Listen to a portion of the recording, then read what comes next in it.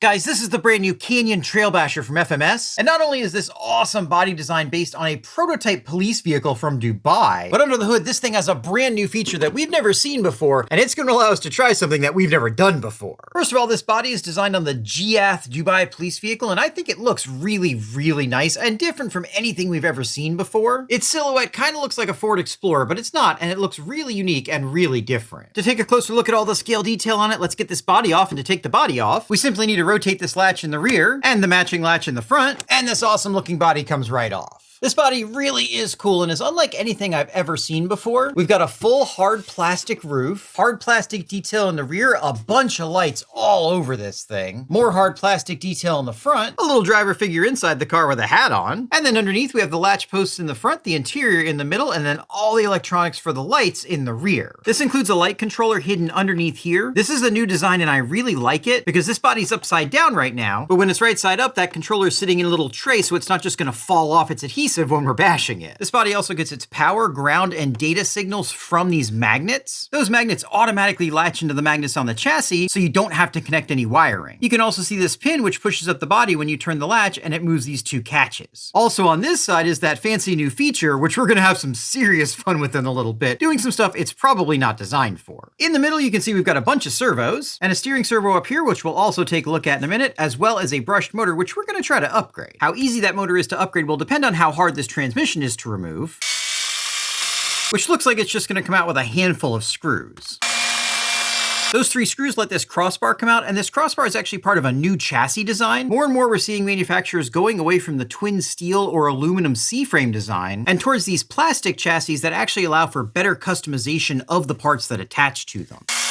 There are inherent limitations to those metal frame rail designs, such as not having the ability to include tabs like we see here. Some people may argue that a metal frame rail is stronger, and while that is possible, modern plastics have come a long way, and they can be very, very strong. Speaking of strength, these center drive shafts are held in by grub pins. This is stronger than a grub screw because the pin actually goes through and reinforces everything. That's nice to see. With that drive shaft and a couple of zip ties removed, this entire module comes right out of here, which is pretty easy. And with it removed, we can see our first interesting design choice. While we only have one output for the front axle, we actually have 2 rear outputs. These 2 outputs do counter-rotate each other, but they appear to have the same gearing, so I'm guessing one of these might be for a 6-wheel drive vehicle. Let me know down in the comments if you know what the extra output is for. The primary rear output does counter-rotate from the front output, and that actually helps prevent the chassis from counter-torquing under acceleration and deceleration. That's because for every action, there's an equal and opposite reaction, and since this transmission's connected to the rest of the vehicle, if both outputs spun the same direction, it would try to spin the entire transmission and vehicle the other way. For that fun idea I have, we might end up having to remove one of the drive shafts, but we're just gonna have to find out later when we try it. For now though, inside here you can see we do have large sintered steel gears. These are Mod 1 and they are pretty thick. You can see this is labeled 1-to-1, and I suspect this is because they have an option for an overdrive, which will actually drive the front wheels faster than the rear wheels, which can be good for some crawling situations. Digging deeper into this, you can see we have more sintered steel gears. We do have sealed bearings throughout, which is great to see. And then down inside here, you can see the shifter, which goes between high gear and low gear. In order to do that, it's either engaging the dogs on this gear or another one down in there, and they're just 2 different gear ratios. And then finally on this end, we just have the transmission input, which has a sintered steel pinion and then a set of gear reductions. And now wish me luck as I put this together. Hopefully it'll still work when I'm done.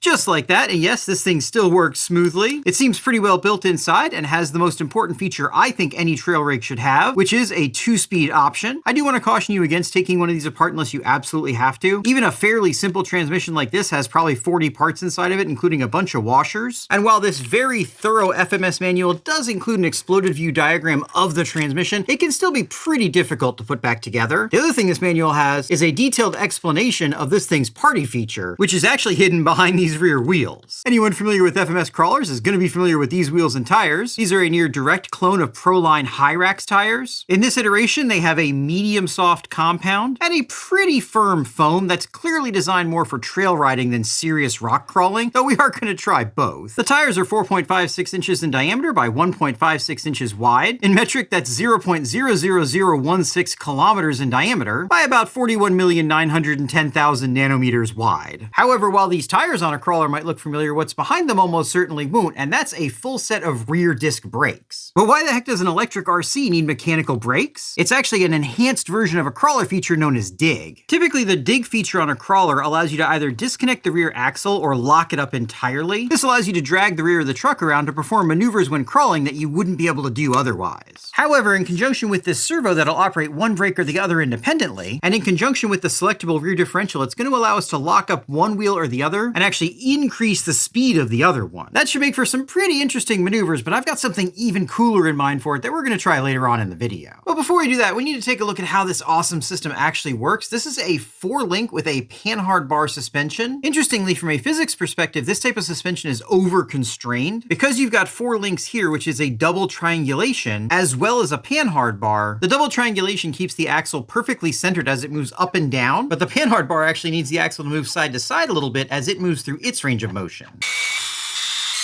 The end result being, if you were to put this 5-link setup in a physics simulation, it would just seize up. It wouldn't work at all. Fortunately, in the real world, even though these are nice, strong steel links, they're only slightly magnetic, meaning they're probably stainless steel. These rod ends do have some play in them, and this panhard bar doesn't need much movement, so instead of locking the axle up, it just keeps it really well centered.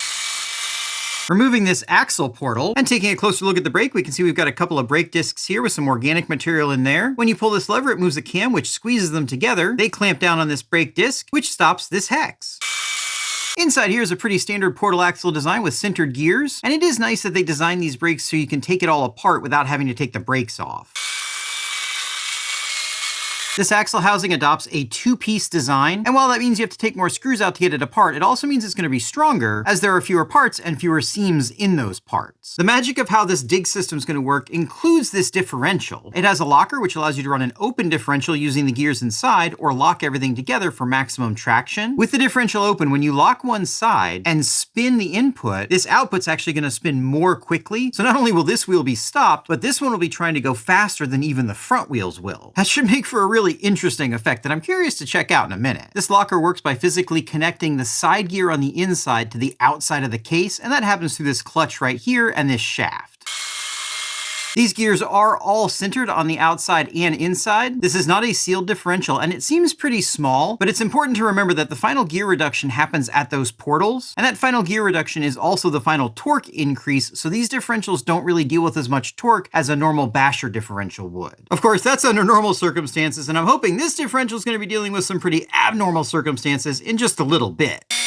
The shocks on this truck are pretty straightforward. We do have aluminum threaded bodies, a hybrid aluminum plastic cap. This is my favorite cap design. The aluminum threads on the aluminum body are really strong, yet this plastic piece at the top gives you a little bit of flex. The shock shaft is fairly thick, and the shock fluid in here feels pretty good. These springs are a little bit stiffer than I would expect on a regular crawler, which again makes me think they've got this more aimed at being a trail truck than a crawler, but I guess we'll just have to find out. While I'm putting this back together, I want to let you know I was looking at my analytics, and it turns out that all the cool kids are subscribed to this channel, but there are quite a few of you guys that aren't. If you already are a cool kid, let me know down in the comments. And if you aren't, all you have to do is hit that subscribe button to become one. The front end is very similar to the rear end, though it only has a 3-link with a panhard, which is a much more common system. The steering uses a linear servo saver, where there are 2 springs inside this tube. Not only does this look cool, but it usually works really well. And then of course the front end doesn't have those disc brakes on it, though it might be possible to swap them from the rear. Before we take this thing out and bash it, I want to check out the lighting on the body. There are definitely some cool areas for lights up here at the top, though I'm not sure there are actually lights in them right now. In order to do that, of course, we're going to need the remote, and this one comes with a really nice one. This is an 11-channel transmitter, and it's got a bunch of buttons, switches, knobs, and dials on it. This is FMS's highest-end transmitter as far as I know, and it is really good. According to the manual, the lighting is controlled by 2 of those switches, channel 5 and channel 6, so let's see what it looks like. To check that out, we're just going to plug in a 3S battery. This Hobbywing WP1060 is 2 and 3S compatible, and this matching separate receiver is PPX4 water resistant, which is nice to see. Popping the body on, the wiring magnets should connect automatically, and while we do have some nice bright headlights and turn signals, I'm not seeing any lighting up top, and looking underneath, there's no wiring for it either. If that's true, I think that's a real missed opportunity on this particular model, as those lights would have been cool. One thing that definitely isn't a missed opportunity is how this dig works. With channel 4 activated, when you turn, it actually automatically activates the dig brakes, and that seems really cool. Let's go see how well it works. Now we're going to start off with some low speed tests. I don't think we're going to have any surprises here. This is a WP1060 from Hobbywing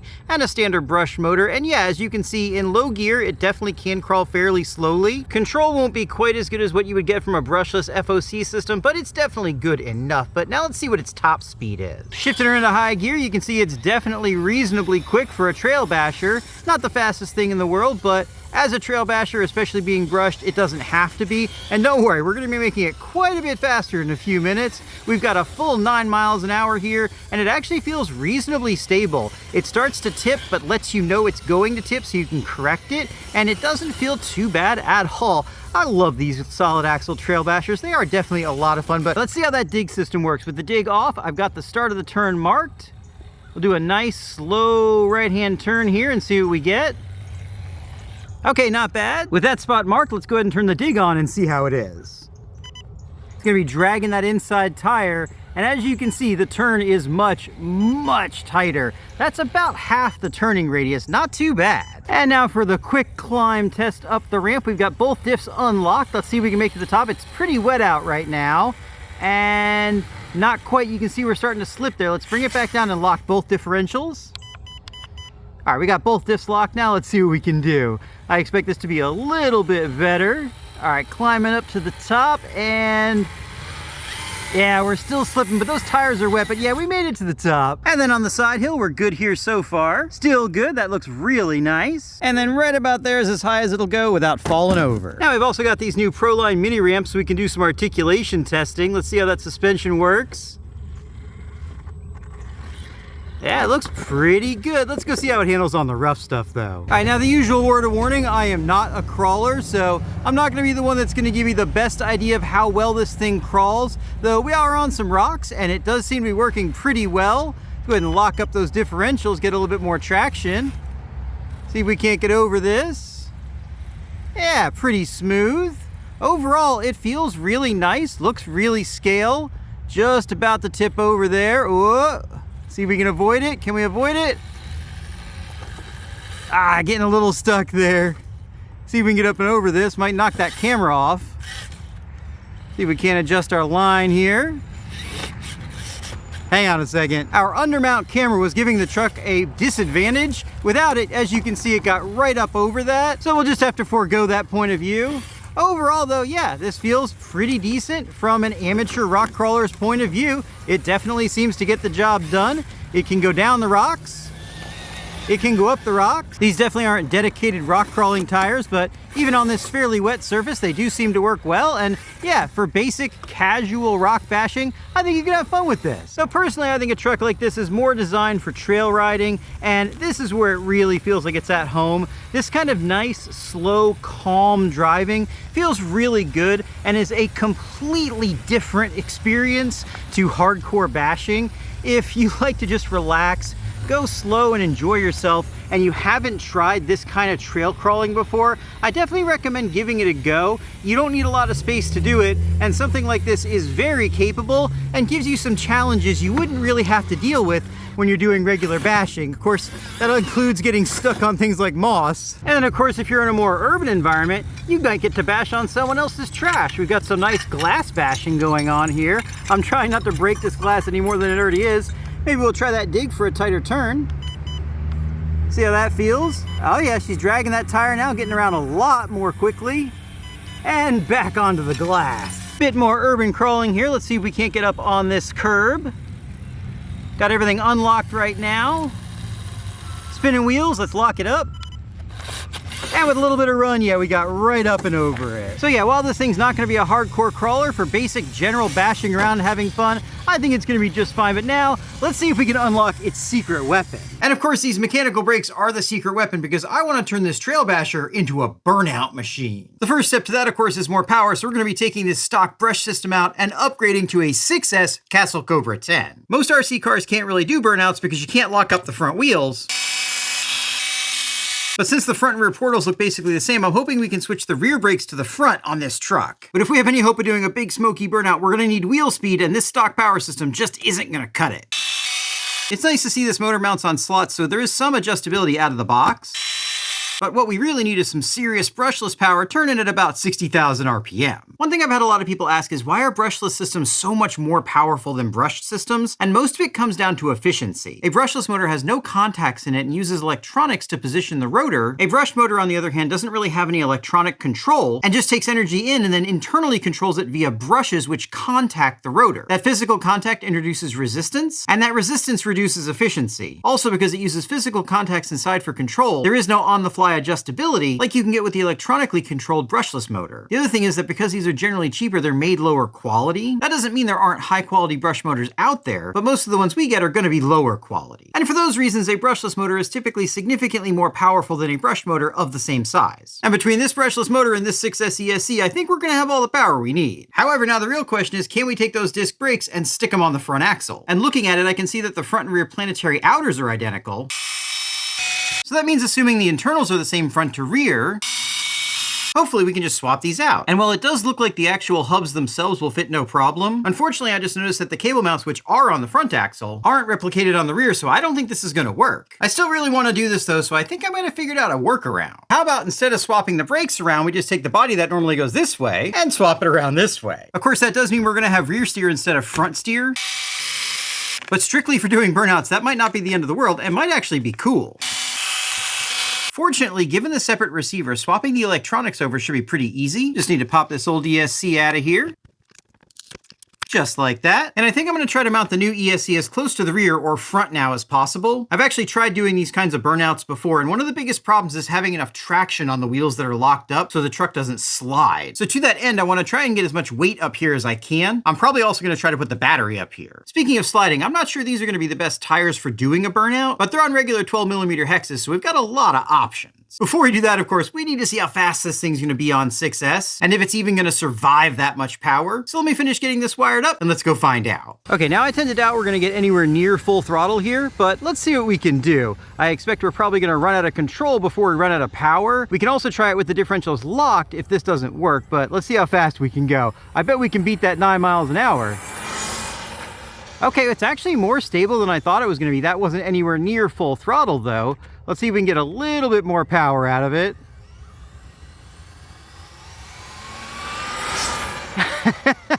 It's very smooth. It's fun to see a crawler going that fast. Let's see if we can get full throttle. All right, here we go.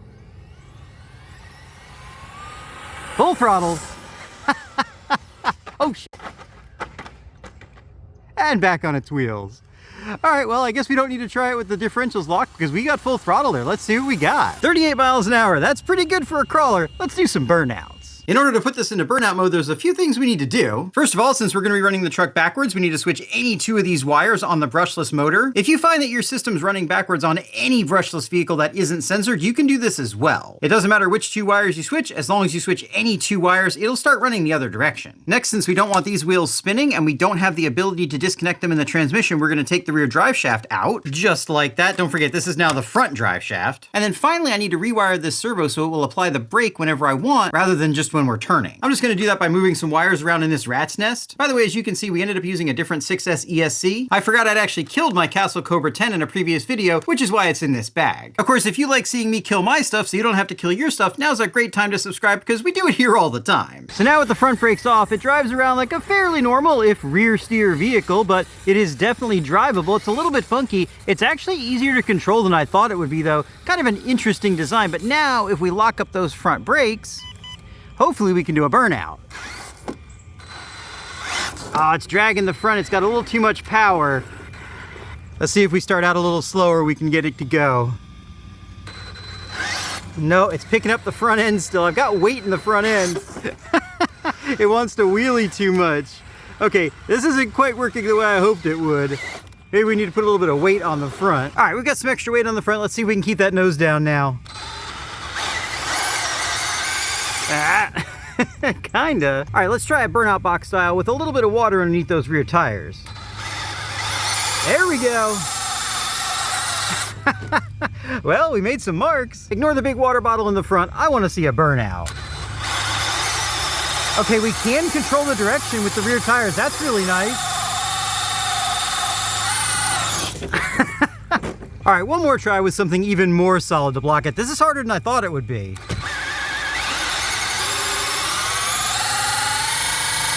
I see smoke.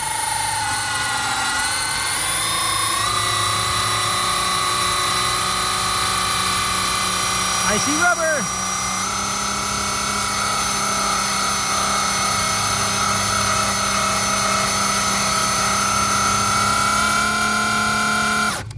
Okay, I think that qualifies as a burnout. But what do I think about the truck itself? Well, first of all, I have to say that the drivetrain handled all of that abuse with no issues. We're running at least 4 times the power through this that it was designed for. As a trail crawler, I think it's really good. I love the locking differential option. I think the dig works pretty well. My only real mechanical complaint is that the steering servo's pretty slow. Other than that, and the rubber that's all over it now, this is a pretty solid truck. I do think FMS missed an opportunity by not putting lights up here in the top. That would have looked really, really cool and would have been very unique. But overall, if you're looking for a trail basher or a mild crawler and you think this looks cool, yeah, I would say pick one up. And if you thought this video looked cool, I'd say pick up one of these.